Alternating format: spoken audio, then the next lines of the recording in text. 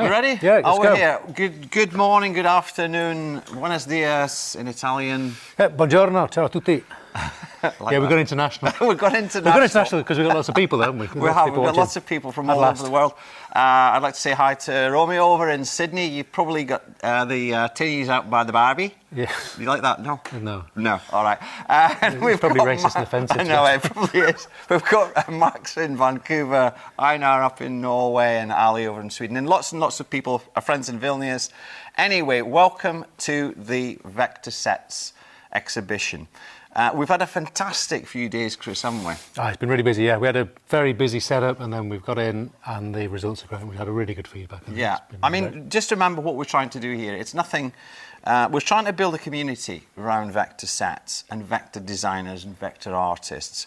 But fundamentally, this is a sustainability question. The film industry, television industry, have for years, and it's not a criticism because I've been part of it as well. I can't criticise myself, but there are other. If you like. Well, you can do it for me.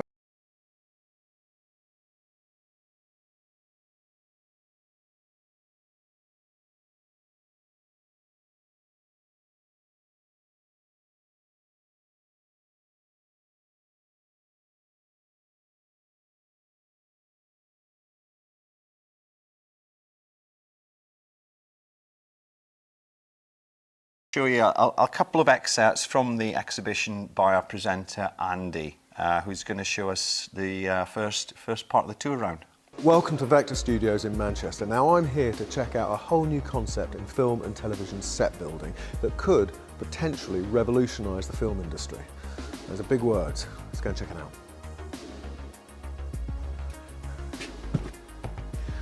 I think he's got a lot on his plate at the minute. All these sets look absolutely fantastic, and that's nothing less than you'd expect from a professional studio like Vectar with such a great reputation.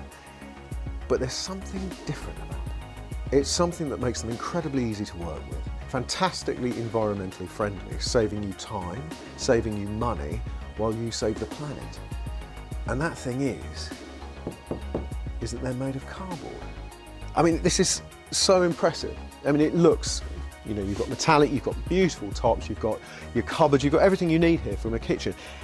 And it's cardboard. And you can only really tell when you touch it. But even then, it feels solid. You know, it's very impressive. Cup of tea?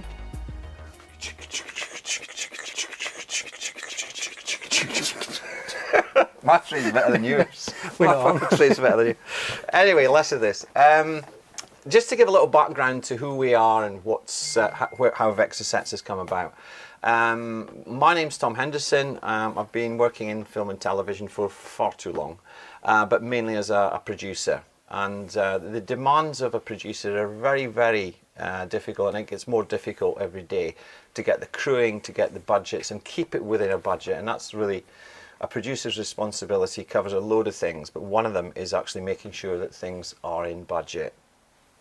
And that's what attracted me to it initially, was could we find another way of making it more sustainable and much cheaper effect. So that's sort of my role in it. And I'd like to introduce you to Chris, who's my business partner and the genius behind Vectar Sets. Yep. Tell me a little bit about yourself, Chris. Okay, so my name's Chris Gilmore. I started life as an artist. I've been a fine art sculptor for the last 25 years, working with cardboard. I've worked with Tom for the last 10 years. We've done lots of things together, different sets and advertising things, using cardboard. And we've kind of been knocking around this idea that there should be a more sustainable way of doing these things, and we could bring the two things together.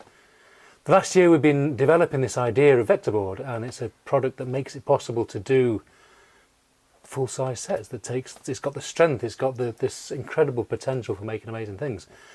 So the last year's just been on research and development, getting everything working properly, and we're here today with a launch. Brilliant, brilliant. I mean, this is a homage to Harry Potter, really. I mean, it's not the Harry Potter sets, but it's a homage. We've even got the logos. But I mean, it's going to hang from this. Yeah, that's solid. Yeah, I mean, basically, the strength of it is unquestionable. I mean, I'm a fat person, and I mean, I could put my weight on it. But tell me about this thing. How long did it take to build, and what are the elements that were there? Went up in about a day, less than that, really. And it comes as a flat pack. It's basically all printed. Yeah. So even the carpet's printed.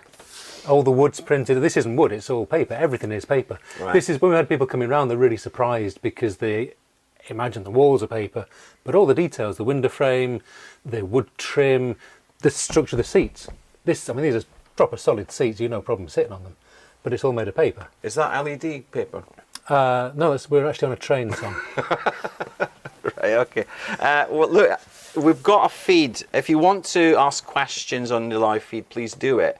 But again, if you want to send it on email, send it to info@vectorproject.co.uk. I even forgot where I was. That's info@vectorproject.co.uk. Right. And we're really happy to answer any of your questions. And I forgot to switch the sound up, but this is pinging away here, so we'll get back to that, I guess. All right, well, that's good. That's good. Well, look, we're going to go back to Andy to show you some of the highlights again, some more highlights from the last couple of days, and we'll have a look at your questions and hopefully be able to answer some of them for you. We'll be in another set by then anyway. Now, these are cardboard stairs, and they can take my weight, which after Christmas is impressive. It's so effective. It's amazing. Honestly, I feel like a little kid. Now, what I absolutely love about this is that it reacts to light in the same way that real wood and real brick does. It's this texture that you get that means it's not a flat surface with hot spots every time you throw a light at it. It's real texture. It's amazing. You know, literally, it is just cardboard. An amazing train to Hogwarts here. You know, the majority of it is cardboard, but again, it can take the weight of practicals. So here we have a metal shelf holding, you know, it can hold a lot of weight. It just looks absolutely fantastic. Well, that's cardboard. It looks amazing. Right, here we are in, what would you call it? It's a... The far reaches of space. Well, that's great. Yeah. It's a sci-fi corridor. It's a very short one as it happens. But these doors, everything in these elements are just the first stage. So an art department coming in to age it, to do different things with different textures. But fundamentally, this structure is solid. You know, it's solid to do it. Well, and this comes as a flat pack. And the great thing with this is you can go from your SketchUp model straight into production. We can take the designs from the SketchUp and have this produced the next day. It's printed with your own designs, you can change the colours, tweak it around, and then, as you say, this can easily be distressed and finished. It's the kind of base that art departments used to working on. Yeah. But it's coming in as a flat pack, a couple of hours of assembly, it goes up, you've got the thing on set, 2 people to move it, so light. How long does it take to build something like this? This went up with our guys, I don't know, 4 or 5 hours, it's not long. Right. And of course it's modular, so you can extend it out, you can have a much longer corridor, we can change the colours. Sure. And one of the nice things is fitting the light in. Yeah. It's paper. So with a pencil, you can make a hole, fit the lights in. You want to cut a vent for the smoke, Stanley knife, 2 minutes, it's done. Sure. I mean, that's one of the things in production is that you'll have a production designer come up and design an amazing set. The director wants full ceiling pieces. I mean, we had this in a recent one, for a recent commercial, didn't we? Yeah. Tell me about that. What we were actually asked to do in that. Well, that was a 4-waller with a ceiling, but we had to take the wall out. It takes the ceiling out to get lighting in, and we were doing it with 2 guys in 10 minutes. It's just straight in, straight out. Yeah. Same with this. You can film with the ceiling in, but you want to set a light in. It's literally seconds with a craft knife, and you cut through. You want to take sections off, put sections back. Yeah. It's really easy to do. Yeah. And you're using a much lighter crew. You're not dealing with cranes. You're not dealing with rigging. You know, it's a step ladder and 2 people. Right. Without actually weighing it, what do you reckon this actual whole set weighs? Oh, the whole set's maybe 20 kilos or something like that. Okay. So if you can imagine that if this was in conventional wood, MDF and everything, from a production perspective, I'm sure you all know this, but basically when you get into a production, there are certain processes and stages within a production. There's the pre-production where we plan it and we have it there. We pre-book the studios, we pencil the studios, and then within that we discuss with the production designer and the lighting department and the art department how long it's going to take to physically come in, build the set, pre-light the set, dress it, and then get into production. So even though you might be on a set for one day, in some instances, it can take, well, that recent production we had in... Oh God, yeah, that was wooden sets, Yeah. 3 rooms, Yeah. and it took them 3 weeks to build it. Yeah, and again, they were working damn hard. They were really, really at it, trying to do that. But it can take weeks. I mean, there's another Netflix series, again, I can't tell you the name because it's NDA, but they were in 3 months. Now, basically, that's studio time, studio costs, and even down to simple things like you got to feed the crew as well. So there's all those things, travel expenses, all the overheads that go with it. There is so much cost in that pre-build. But also the time you're saving on scene changes. And we've seen you can swap these over. Sure. We've had sets, one of the sets here, we wanted to put a floor in. It's 3 people to move it, take it off, put the floor down, put it back, and it's minutes. And it's 2-3 people on your crew. Yeah.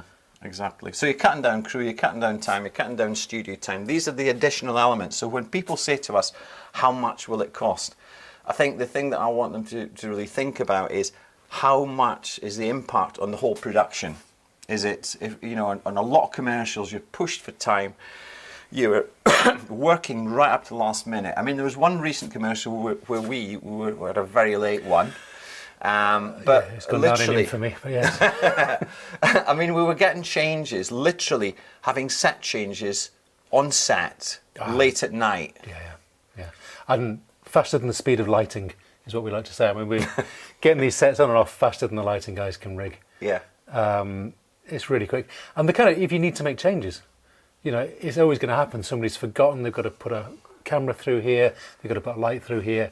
And you can do it. You're not bringing saws onto set. You're not creating dust, noise. You're not got the risk of taking power tools on. Yeah. We've got one question from, I don't know who it is, but it's one of these daft sort of named things. Sorry about people that. do have daft names, don't they? Might be a real name for you now. It probably is.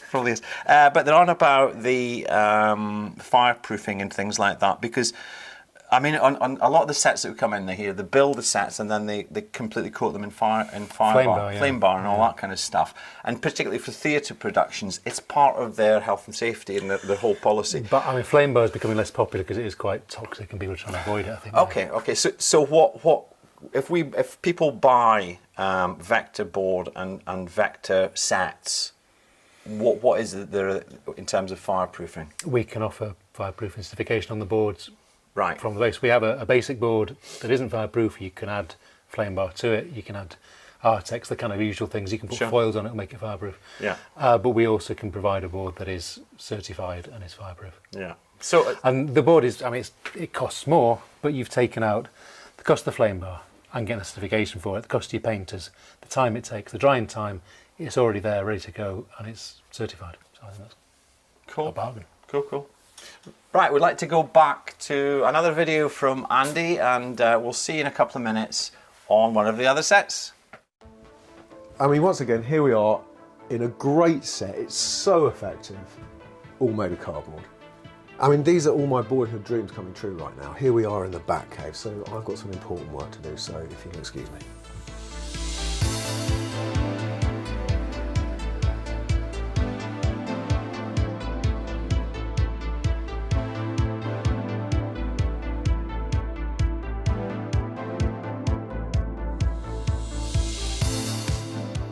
Well, it's been fantastic here at Vectar Studios in Manchester. It is so impressive, but it's time for me to go home, so I've jumped on the train. See you later.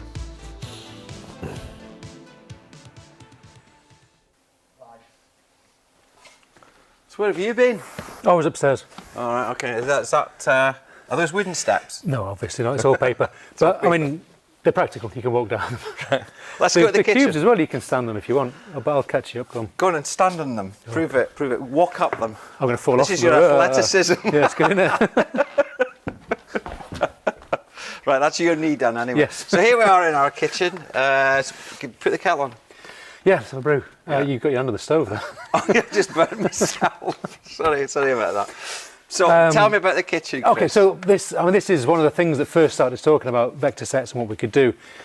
Working on advertising, how many of us have seen full kitchens going in the skip?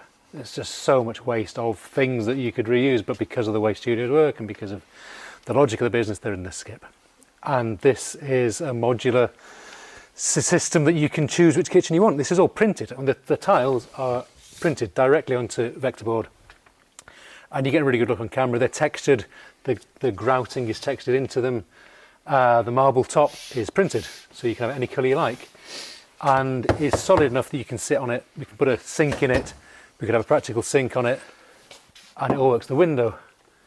We'll just go around the back. I mean, that's that window frame. Normally, window frames you've got to have them made to set and all that kind of thing. Are these wooden frames or what? No, this is again. It's all vector board, so it's shaped up and it's pre-cut. Comes on set, slots together, paint it, finish it. And when I say paint and finish it, we painted the walls because we wanted to show you can paint it. But you could just print these. You can have wallpaper printed on it. Right. Any designs you want. Same with the kitchen cabinets. One of the issues that we often have is clients asking for their Pantone colours. And we have to paint them, and I don't know if you know, but the Pantone is one thing and the RAL colours used for paint are another. Finding the equivalents is always a pain. We can print RAL colours directly, so you know you're getting the brand colour correct. And these come ready printed, whatever colour you want. Also, the kitchen is a digital design, so we can change it. You want a 3-metre kitchen, 2-metre kitchen, 5 doors, 6 doors, space to put a fridge in, practical cabinets. It's a click of a button and it comes flat pack, put it together, job done. Brilliant. We're going to look at different paint finishes and different textures, because this is one of the other things. But just in simple terms, if somebody wants a more glossy kitchen, what would you do? Can you varnish it, or can you? Yeah, I mean, you can use regular paint finishes on. You see some of the stuff we've done later on. Yeah. Where we've used very traditional scenic painting techniques on it, and this will take paint. You can see the walls are painted. Yeah. These are joined panels, so we've no problem joining them. Right. Nice and smooth, and it's painted up. And you can apply paint, you can apply finishes, you can distress it, you can age it, but you're also starting from a good base with the colour that you want. Yeah. And in terms of the gloss, that's really down to the print, so we can do very high gloss down to matte and in between, and including textured prints.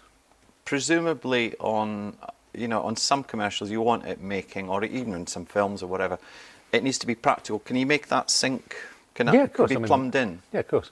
And you could we've used fake hob and hood here because we didn't want to be buying stuff and getting more things. I'll be honest with you, the sink came out of a skip, so we've recovered that, not to be wasting a bit of things. A tinker, a bit of a wumble.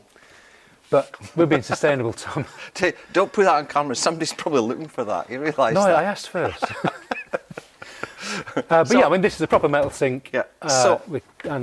It looks the part, but I mean, how strong is that unit that you've got? Oh, this there? is fine. I mean, you can sit on top of this, no problem. Well, somebody could sit in it. We couldn't. I'm joking. It can take a substantial amount of weight. Yeah. So well, we've seen. I just walked down the steps there. Yeah. I'm not light, and the cubes as well. This doesn't have a problem with taking the weight. Yeah.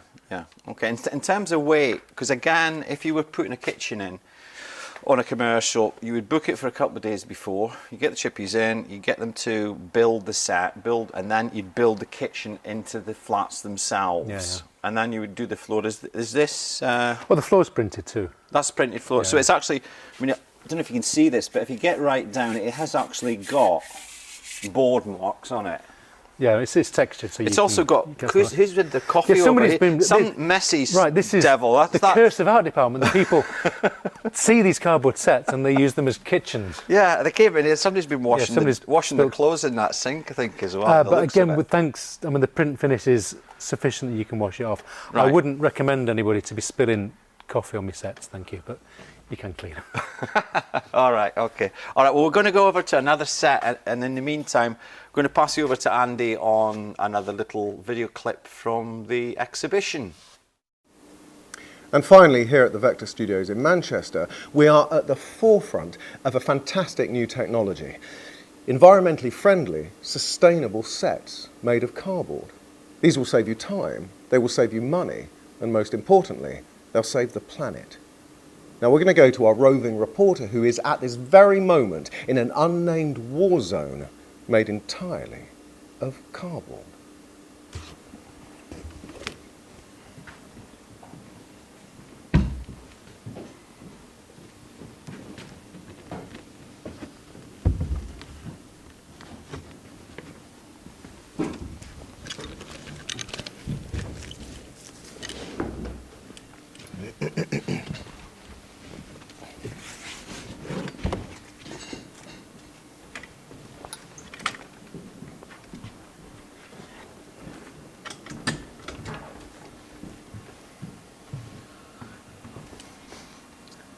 Now, as you can see, I'm filming today in an unnamed war zone, which is made entirely of cardboard. Now, this cardboard set is so realistic that we've got an actual build-up of actual troops just off camera. Now, we're all expecting a major advance at any moment. What we're all fearing is that they're going to reach cardboard living room by this evening.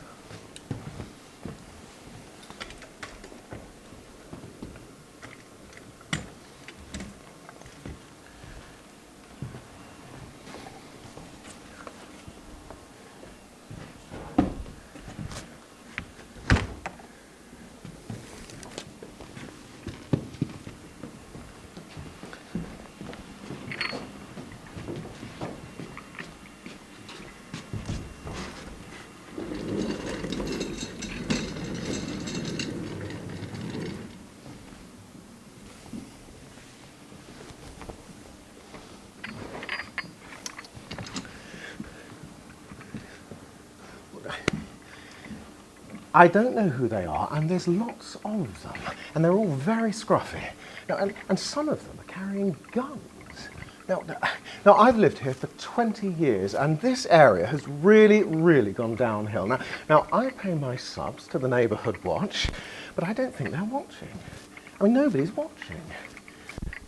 I seem to be the only person watching.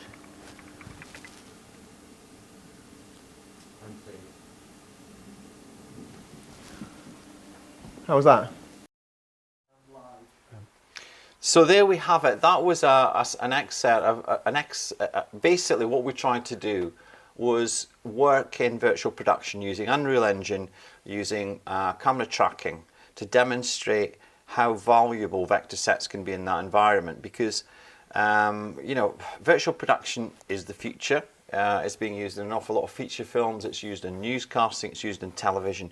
But the challenge that you've got is that it's very, very expensive to use that space, to be in that environment. So therefore, if you have to cut and then set change, big sets, big elements, it's actually costing you a lot of money. It's wasting crew time. It's reducing the working day that you've got. So what we tried to demonstrate, and what we showed there, is that we managed to change the sets into 3 completely different environments. Again, apologies for it's not how, if we had more time we'd do it better. But I think they were having a lot of fun yesterday. They had a great fun doing it. And it's obviously not a serious show, but I think it very much shows the principle of how quickly you can change the sets, yeah, and how it works in a virtual environment. Exactly. I mean, we'd change sets in about 30 seconds, which is unthinkable. I mean, literally taking whole flat scenes and everything and pulling it out and doing it that way. And you know, we're talking to quite a few of the virtual studios actually at the moment, because that's one of the things that it's a challenge, because they have to offer really competitive rates, and if you've got set build time and everything built into it, you either have to swallow it or you have to charge it onto client, which is not the best case to be. So this minimises the changeover times, and it also works in enhancing the experience of being in a virtual world by introducing these practical elements. So that's where it is, and we've got a bit more on that. We'll show you some of the sets themselves, because they're actually quite clever. They're quite, obviously they are clever, Chris. Well done, well done. But in the meantime, we've had a few questions. We've got one from Chris Lake. Hi, Chris. Assuming the vector board has been treated for flame, will that interfere with its green credentials? The way to think about this is if you've got a cardboard factory, cardboard offcuts go straight into recycling. It's pure cardboard and it's very high quality stuff. Yeah. Your domestic recycling, you put in paper in, but there's going to be chip wrappers and milk cartons and all kinds of stuff. In the UK, that's all recycled. It goes through the chippers, it goes into a filtration system, it's filtered out, the fibres are recovered, and the waste is taken off. I mean, it's always going to be better not to be putting that into the system. Yeah. But we can take it all out. We've got our recycling side that deals with that, and it's 100% recyclable. We're also working on a system where the surface coatings can be removed, so you kind of take that out and you get a better quality board. But even with paint, even with oil-based paints on it, it's still recyclable. Okay, so if what you're saying is that you'd have the vector board, you'd use it during a set, and then you'd actually peel it off. And yeah. I mean, you can remove you should be able to remove the surface coatings on some things, but even if you can't, if you've painted it and coated it in plaster, it's still recyclable. It'll still go into the recycling. Mm-hmm. It's better to use less stuff, and that's what we're aiming to do. Yeah. The more we can reduce the things that are going into it, and that's kind of where the print finishes come in, and we can do really nice paper-based embossed printing that's going to get you a great effect. Yeah. Or you can use traditional scenic things using a Dend and using Artex, but where you would use plasticast and vac form plastic and polystyrene, we're replacing that with paper-based materials. So, yeah, if we can avoid using toxic chemicals, all the better. But if you use them, it's still recyclable. Yeah. Okay. I don't know who this is, but it's FumFT. FumFT. Hello, Fum. Sorry about that, Fum. Or anyway, it says I would love to see the construction process. Can you just whip me up a quick set? Yeah, we'll be doing a sort of cabaret thing where people just call out sets, and me with a pair of scissors will make them. No, the construction. No, we will do. The construction is well. That's something we're working on because we are obviously expanding. We're looking to take people on, and we want to get people involved in this. So we're hoping to get people in, show them how it works, and get people trained up. So yeah, keep in touch. Yeah, keep in touch. We will have some construction videos. Actually, the thing about this whole process is that we're not the fountain of all knowledge, or even a large part of it. This success of this depends on involvement of you guys, of production designers, of producers, to tell us what you want. We're not trying to say this is the final solution. That sounds a bit wrong. That no, wrong. This isn't the only solution, but it's one that we want you to adopt, and we want you to own it. Well, I think engage with, because by looking at what this can do, it gives you so many more options. The sort of first port of call is you want flat walls, keep it simple, put a bit of paint on. But what we can do is make that complexity really easy. Yeah. Where, like with the spiral staircase, a carpenter making that, it's a few days' work, and it's complicated, and it involves a lot of tools and measuring, messing around. We can run it through the digital side, have the pieces made up, it's assembled in literally minutes, and you've got it there with no problem, and it can be repeated, and you can change it around. So it's when we have complicated sets that really works a lot better for us. Right. The more complicated it becomes, the more advantage you're gaining out of this. Yeah. And it's about changing the way people look at the way they design things. Because we have this possibility to go from digital into the real, and to add that complexity. Yeah. And without it being a massive increase in the cost. Yeah. Okay. I mean, that is in essence where we're coming from. We've got another question from our same FumFT, sorry about that. Is a model SketchUp the starting point? Can be. We can work off a sketchbook off a napkin, to be honest with you. You often do. But yeah, this is true. It's a new. I normally have a pencil stuck behind me here, but not today. I'm being elegant today. So yeah, if you've got a SketchUp models, dead easy for us. We can take that straight into our digital side, and it comes out cut, printed. No problem. Yeah. But we can work from photos, we can work from general designs, and we can kind of talk through the design process. Yeah. We're moving towards a digital platform where we'll have that you can probably put your designs in and they'll come out ready, but not at the moment. Sure. I mean, we've had a couple of large production companies, and I can't mention who they are, but they give us full CAD designs to work from. Yeah. But I mean, you'd be making designs for your carpenters. Yeah. So we can work from that with no problem. Sure. And once it's in the digital realm, it's really easy for us to take it out from there. Yeah, exactly. We are building, and we've got some amazing vector artists and designers. As I say, I've mentioned hi Romeo, hope you're still there, and Max in Vancouver, and our good friends at ATC in Paris. Bonjour. That's my French gone. That's my French gone. Mark the guy's in Ireland too. And the guy, yeah, Ruston Mark in Ruston Island. But it's a collective, it's a network where we will have a full database, and when you become sort of members of it, we're trying to make it such that they're accredited, because, correct me if I'm wrong, Chris, you can do it, but you can do it very wrong. Yeah, I mean, you wouldn't. I think the problem with it is it's cardboard. We all know cardboard. Your cardboard boxes, Blue Peter, you make stuff. You won a Blue Peter badge as well? Two. You won two, right? If Blue Peter's watching, I've lost them. I'd quite like to. So you think it's paper based, it's going to be easy, but you wouldn't think that of wood. You wouldn't set off making wooden sets just because you think you might find it easy. Yeah.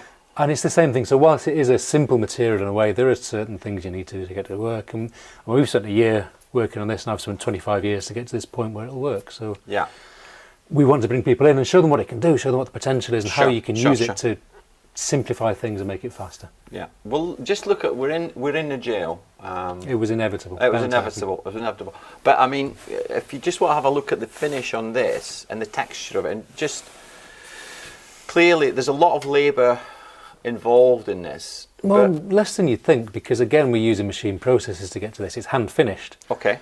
But in the same way, I mean, it's a lot less work than using brick fillets or, casting it. And it's all sustainable. But it's all cardboard, because I think a lot of the techniques in sort of film use mouldings or... Yeah, you'd use plaster of Paris casts or vacuum form. But this... Yeah, so it's a manual process, but we can do a range of things, from applying pastes, shaping them, to applying fillets and shaping those, to this kind of textured print, which is the embossed print is going to 2 mil, which will do a lot of the work for you. Yeah, okay. And then we have this as an option, depending on what you want to do. Yeah, so it goes back to the same principle, is that it's less expensive, it's faster to build, and it's achieving our objectives of being a sustainable set. I think giving that flexibility to designers and to set builders to have this as an extra arm in there, an extra tool in their tool bag that they can use to create things they wouldn't have thought of before, or would have struggled to do. You think of some of the really tall things we've done. You've not got the weight, so you're not dealing with cherry pickers and cranes and safety equipment. Yeah. If you've got something that weighs 2-3 kilos and you're just flying it, it's so much easier. Exactly. So I basically, looking down at the floor, as it were, I mean, this is a paper floor as well, isn't it? Yeah, of course, it's printed. It's a printed floor. Yeah. And again, if you're going to use a floor for 6 months on a soap, and it's got a lot of wear of it, be walking it, use a real floor. Yeah, but you could change it then, couldn't you? Yeah, you can swap this out if it gets damaged, or if you want to change the look of things.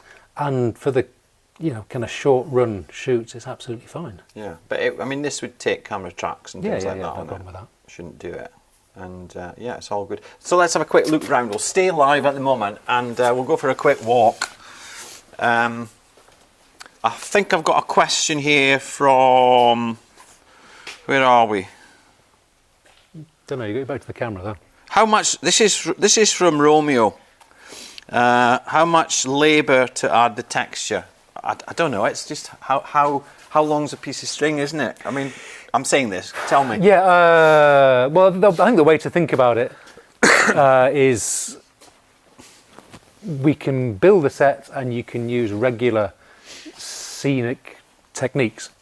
You can apply all the stuff that people would normally use, and it's the same amount of time as if a scenic artist was doing it. Sure. But we can take out a lot of the work. So if you need very deep textures, we can cut it and layer it, and you've already got that structure that you're just coating. Yeah. We can do textured prints, we can do machine finishes, and you're saving yourself a lot of time. Well, that was one of the things I was going to say. I mean, we can go to the full artistic finish. We need to get this in the light, I suspect. But we need this in the light. I mean, I don't know if you can pick this up on camera, but I mean, basically that's a wood finish. But if you have a look at it, if you get down there, if we get it in the light over here, you'll see the shadows on it. You'll see the shading of it and the structure of how much that you can do. Now, basically, as I say, we've got some amazingly skilled partners in it who've come from the, some. And this, I mean, there's one.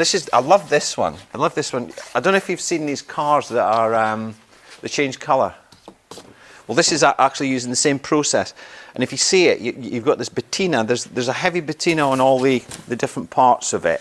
But also, put some light in it, it's changing colour.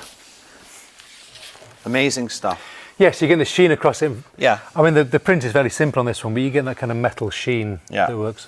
And hi to Arkady and Sandra, by the way. Exactly. And this is another example. I mean, that is amazing. That's rusted up. Well, the amazing thing is you can have any pattern you want. We can work from photos. So you've got that again. Look at the light on and get the texture on. I mean, the problem with embossed prints at the moment is you're looking at big heated rollers and it's very, very expensive. Yeah. But with this system here, we can digitally print it. You can have any pattern you want. You can have logos, textures. We can do bricks, rocks.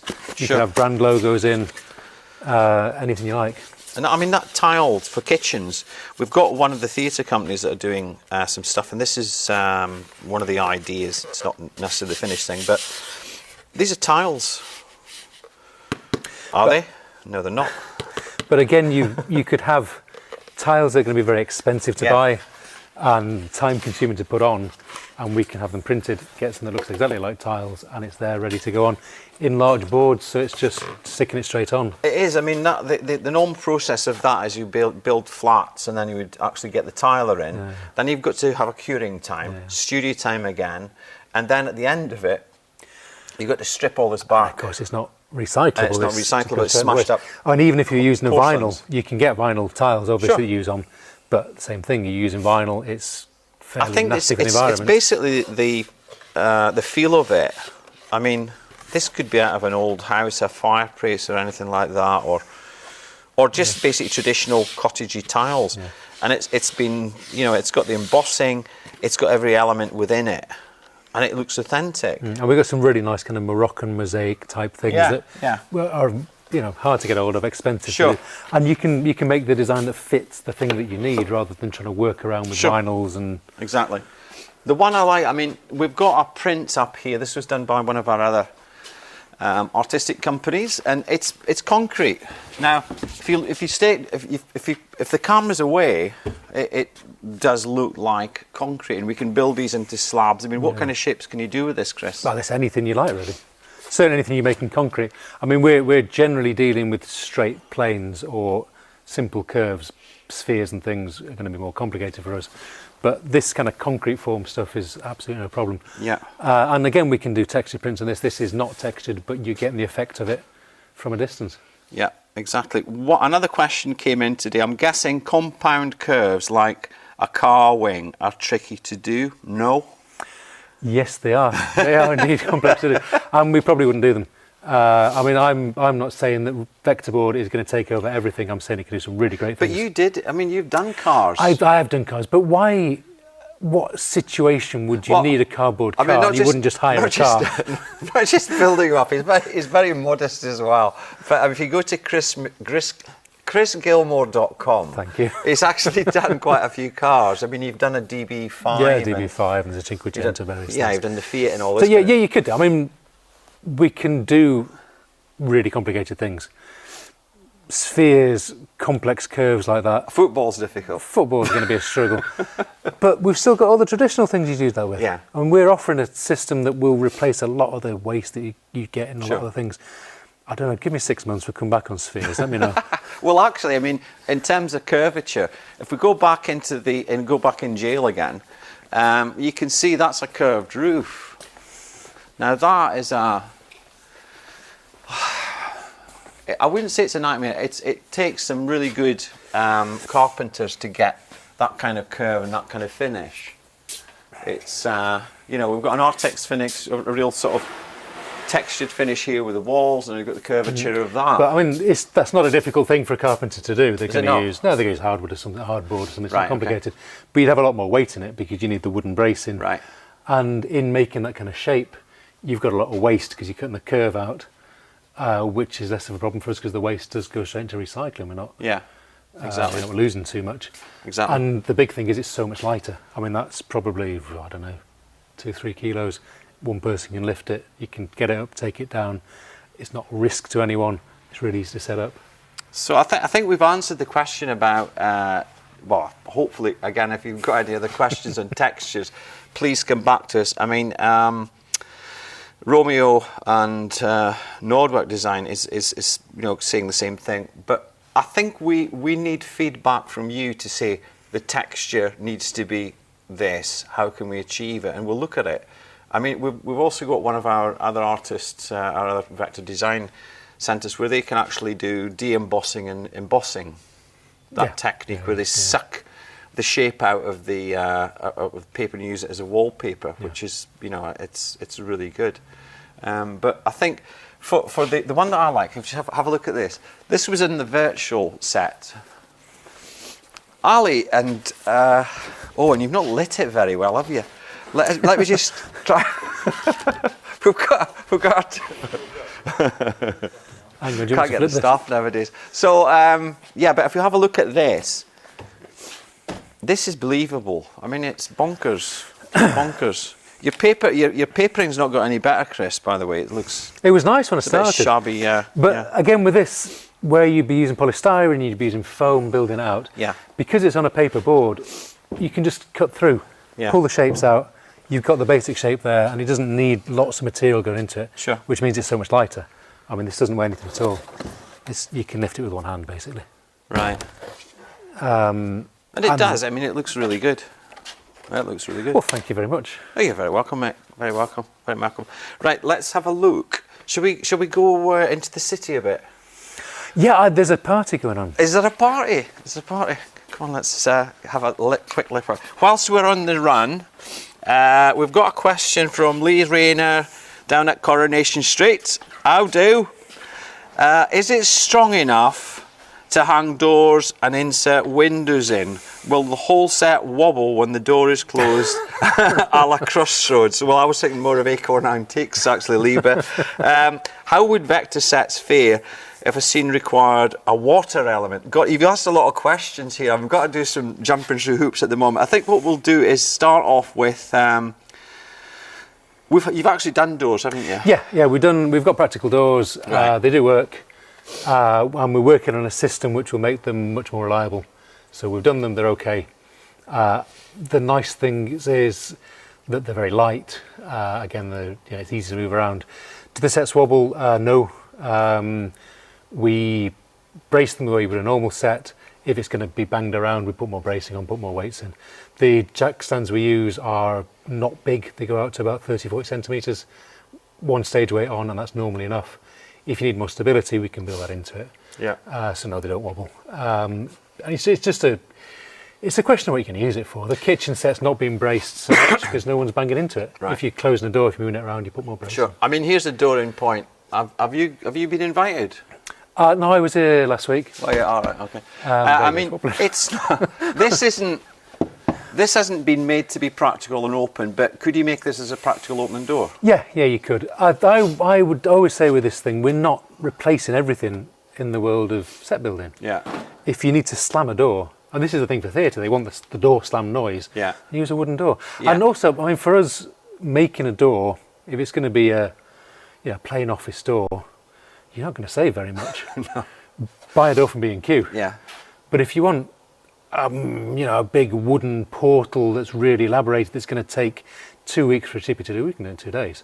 I mean, just as an example, I mean, this is obviously a bit iconic and a bit famous at the moment, but how long did it take you to build it? And just go through the process of it. Because this is done by our digital designers, and it comes as a kit. It's a flat pack. It comes in, I think it's 4 sheets, folds together, and this is literally folded together, tabs go into the other, slot it up, and it's ready to go. And then you're applying scenic finishes to it the way you would with normal scenery, so obviously that time's the same. But the construction of this is really quick, and because it's digital, we can extend it. It goes up to about 4 meters, go out on the sides to the windows, and really easy to move around. And again, because it's digital, we have production companies that can handle this in the major filming areas, so we can get it done locally. Sure. I mean, the thing that amazes me when I saw it, and again, sort of, I wish I could sort of give you compliments. It's getting a bit much, this. But even on the detailing of it, I mean, that's absolutely brilliant. It looks beautiful. It looks beautiful. happy with it. The stonework as well. Yeah, I mean, this is basically where it's a combination of bringing in different trades. I mean, this hasn't been built to withstand people, yeah, it's not really designed. I mean, you can easily make it to do that. It's strong enough to stand up. Yeah, it's strong enough to stand up on. And this again, it's 2 people to move. Well, this is quite big and heavy with the finishing on. Sure. For us, Yeah. but it's still 2 people easily moving it. Yeah. The other question was the water resistance. Yeah. I would say fix your studio roof. Just joking, Jake. They've got a fantastic studio down at Coronation Street. The longest running sitcom in the world. It's amazing. No criticism. Ignore him. I would imagine he's talking about bathrooms and kitchens and throwing buckets of water around. Again, I'm not trying to change the whole world. If you've got to have a bathroom where the bath's flooding out, then use regular sets. Yeah, I mean, we're going to test it. We are testing it. Well, I mean, we've got some experience with it. So the company we're working with has had a large structure that they built outside in Norway over the winter, and it's fine. You can coat it, you can treat it in different ways. I think it's a question of where the point comes where you're best off using a real set. We can do it, but when is that tipping point? So we had, for example, the museums and some of the festival people wanted to use it for a festival. We're using it for 3 days. It's going to be great. Yeah. If you've got to build outdoor sets, probably not your first choice. Exactly. So, I mean, basically, Romeo's asking about looking at the brickwork. I mean, the brickwork, again, this is just using well-established techniques in the scenic world, whether it's I mean, it's stuff that people. I'm going to say there's some tweaks to it that it's not. All right. Okay. It's a slightly different recipe, so it works better on the board, but it's basically the kind of stuff that people are used to using. Yeah, exactly. So you can do. I mean, let's have a look around the back of it. It's not, this is giving away trade secrets now, but you can have a quick look at it. You have to bring a bottle if you go around the back. Right, but I mean, you can see what I mean. It's basically been cut and folded and done all this way, and it's. I mean, this is really nice. If you look at these things here, they just slot together, so it's kind of pop up. Yeah. So it's the same principle as that we work from digital designs and build it through, and we use the techniques. We sort of mix the techniques that you've got, the traditional scenic designs and all that stuff. Let's have a quick look at the older house. I had somebody in this morning from. But they're looking at production. I mean, these are rocks, and rocks are normally polystyrene. Yeah, you're going to use polystyrene or foam or something fiberglass like or something like that. Fiberglass or whatever, and they're normally they're not. They're totally unsustainable, aren't they? And you're taking a big block of polystyrene and cutting it down. You got all that waste as well. Yeah, exactly. So there you go. Oh yeah, thank you. This is paper. Yeah, exactly. And like it's the same kind of finishing techniques you'd use anyway. But you've got the base of it is a lot less impactful. Yeah. Likewise, the stone effect on the house is done instead of using vac-formed plastic. Sure. It's made up by hand. Yeah. Just using paper-based materials, and this is all cardboard. Yeah, let's have a quick look at this one and get the size of it. I mean, how big is this, Chris? We're about 6 meters, I think. Yeah. Yeah, it's about 6 meters. And basically, if you had this, if you were using it as a fill-in, which for non-film you people, could cover you could have covering a house or something like that where you wanted it. I mean, that's not practical though, but you could make it practical if you want. It's just a question of what you want to do with it. But if you get up close to it, I mean, some of the work on the brickwork, it's the same. Tell me about that. Is that the same technique as you've used in making bricks before, or is it different? I think what we're trying to do with the showcase was show a range of different things we can do. Yeah. So here you're getting very deep texture. Yeah. And then we've kind of go to the print stuff at the other end. Sure. I mean, this has really been a development piece where we've been trying different things out. Yeah. Trying to get different effects. Yeah. I mean, this started off. I was a bit disappointed, Chris. I was expecting The Hobbit, and you give me a Tudor house. I mean, way off brief, really. Trim about a foot off the bottom of it, and you've got it. Isn't it a bit? It's circular anyway. It doesn't matter. You've obviously not seen the series, but it's great. I mean, I love it. I absolutely love it. The detail that's in it. I mean, if you get up close to the textures on some of the wood, I mean that will suffer scrutiny. You know, it's believable stuff. But if it's far away, then it doesn't need to be as detailed. I mean, that's the thing with this. What we're trying to do is find out what the purpose is. Find out what the use is. What is the most economic way of doing it? Yeah. The other advantage of this is it's built in a way so the bottom is quite sturdy, and then it gets progressively lighter as it goes up. There's less material in it. When we were rigging this, it was one guy on a platform lifting it.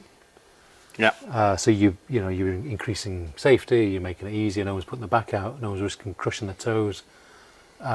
It's all safety roped off, but there's no major risk if it does fall on you. Sure. Brilliant. I've just had a message from Ludovica Czarny. My pronunciation's terrible. I would stop if I were you. I'm learning Spanish at the moment. I'm having trouble with English. Just Ludovica's probably good. Ludovica, that's fine. Anyway, Ludovica, yes, it will be saved. We'll have it on the channel. It'll be on the Vector channel, saved live. And the thing is that we want to try and build up this database of people who want to work with us on this and build a network. And I think it'd be great to bring in those kind of skills, because there's people with scores of years of experience as scenics, as set designers, and I think that kind of collaboration is going to be great to show them what we can do and bring in that massive experience that they've got. Actually, I just had a response back from Romeo. He's clever. He's a clever lad. This in Sydney. He's obviously. What time is it there? It's ridiculous. Either early or late. It's about. You should be in bed. It's about 1 o'clock in the morning. You're partying or what? Anyway, he came up with this great suggestion: dip the board in wax. Do you think? Well, I mean, we'll test it. Yeah, we'll have a go. We'll test it. We'll have a go for that. You need a very large candle to do that. Oh. But yeah, I mean, that is the thing that we spent a year working on, is getting these finishes to work. So, what about the fire protection? This is how many heat can it raise? I mean, the thing is that we've got certification, and we will be issuing all this stuff. I mean, this whole Vectar Sets thing started in my mind and Chris's mind about 9 months ago. So bear with me. We've got certification for European standards, but we're working on it. Varies across the globe, doesn't it? Yeah, I mean, we're working with the manufacturer to ensure that we've got all these certifications in place. As it is now, I think we cover it, but we're okay for the UK, and we will need to check everything. Sure. It's a lot of detail to go into, and that's working with the manufacturer. They've got to get things tested. Yeah. And we have a fireproof board. A flame retardant board, and we will make sure that that's all in place. Sure, exactly. Well, look, before we go, there's one thing I want to show you that I'll absolutely love, and it's basically, I mentioned it before about fill-ins on location and locations, is that a challenge that you've got on a lot of locations is that you want to be in 1921 and you're actually in 2022. And how do you do that? And basically I'm sure there are clever production designers that have found methods, but fundamentally it tends to be get a load of chippies in, get them working, they're working, I was going to say something rude there, working as hard as they can to get at the crack of dawn. Working from the crack of dawn till later at night. And it's costly. People are living in the houses and they need to have something that's fast and rapid. And you want something that's not going to cause any damage to the houses as well. Exactly, you're not going to cause damage to the houses. And then after the film crew have left, you've then got to clean it up. And you've got to get it away quickly. And inevitably, because it's been of a certain construction type, it's been made specifically for a fill-in, a house or a door or whatever, and you can't do anything with it. It's just like scrap. Yeah, of course. Straight into skip. However, we have a solution. Is the light okay to see in here? You all right? Well, basically, this is, just show me. Yeah, we've got a prison door. This is our corridor. It's normally quite nice. We have nice lights, and there isn't a wall here, so this is pretend too. But the door is very highly detailed. You can get right up to it. It's all in paper, and it can just put it in one hand. Yeah. So you can carry it. Don't knock the wall down. Yeah, I know. That's the problem with this. So this is obviously really detailed. You can get right up close to it, but if you were doing a street where you're just whizzing by, we can print doors and windows. They can go on with double-sided tape. It's on in 10 minutes. And if it's not the right size, Stanley knife, cut it down, it's fitted. Or we can go to this level of detail where you've got the whole thing. And this, apart from the 2 handles, this is all paper. What, even the bolts? The nuts and bolts, yeah, we're doing casting. So, this is all paper, everything's cut out. Bloody hell. And just behind you, that wall there, is that a real wall? Yeah, this is something we had from a production a while ago. No, but that isn't a real wall. No, it's not a real wall, no. And it does kind of throw people when they walk in here. If they know the studio, yeah, they suddenly find themselves very confused. It is a bit. But again, the great thing with that, because it's paper, you can trim it to size. We had to move it down the corridor, which is why it doesn't quite line up. But you just trim it with a knife and it fits in. Yeah. And where with a wooden filling like that, you've got to screw it to the wall, get it up, cut it to size, put it in multiple pieces. And this is a fire corridor, so we don't want it blocking the way. This will just flip round. Should we do the great reveal since we're taking this down? Okay. Wily chaotic.